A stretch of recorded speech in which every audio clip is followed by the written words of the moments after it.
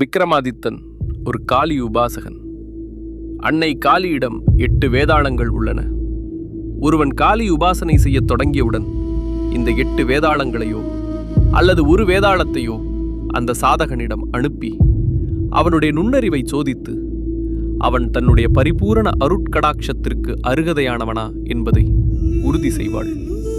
வேதாளம் சாதகனுக்கு எல்லை மீறிய குடைச்சல், பயம், விரக்தி இவற்றை அளிக்கும். ஆனால் இதன் பின்னால் ஒரு பெரிய ரகசியம் உள்ளது. காளி உபாசனையில் வேதாளங்கள் உண்மையில் சூக்ஷ்ம குருவாக சோதனைகளை தந்து சாதகனை பண்படுத்துகின்றன.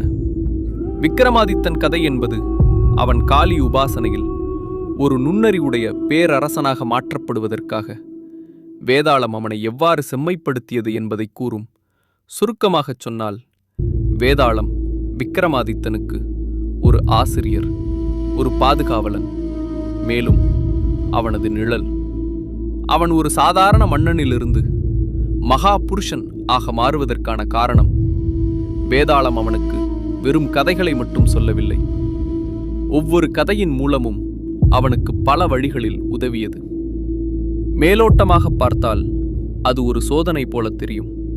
ஆனால் அதன் பின்னால் ஆழமான நோக்கங்கள் உள்ளன. முதல், அறிவாற்றலை மெருகேற்றுதல். வேதாளம் சொல்லும் கதைகள் தர்ம சங்கடங்களால் நிரம்பியவை. சரி, பிழை என்று எளிதில் தீர்மானிக்க முடியாத சூழ்நிலைகள். இதன் மூலம் விக்ரமாதித்தனின் பகுத்தறிவு உச்ச நிலைக்கு கொண்டு செல்லப்படுகிறது. இரண்டாவது, பொறுமையை சோதித்தல்.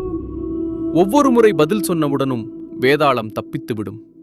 மீண்டும் மீண்டும் அதை துரத்திச் செல்ல வேண்டும். இதன் மூலம் விடாமுயற்சி அவனுக்குள் உருவாகிறது. மூன்றாவது, துறவியின் சதியிலிருந்து காப்பாற்றுதல். வேதாளம் முன்னெச்சரிக்கை அளிக்கிறது. நீ விழுந்து வணங்காதே, அவரை விழுந்து வணக்கச் செய் என்று. இந்த ஒரு அறிவுறுத்தல் மன்னனின் உயிரை காக்கிறது. நான்காவது, ராஜதந்திர பாடங்கள். ஆதாரமின்றி முடிவெடுப்பது எவ்வளவு ஆபத்தானது என்பதை வேதாளம் கற்பிக்கிறது.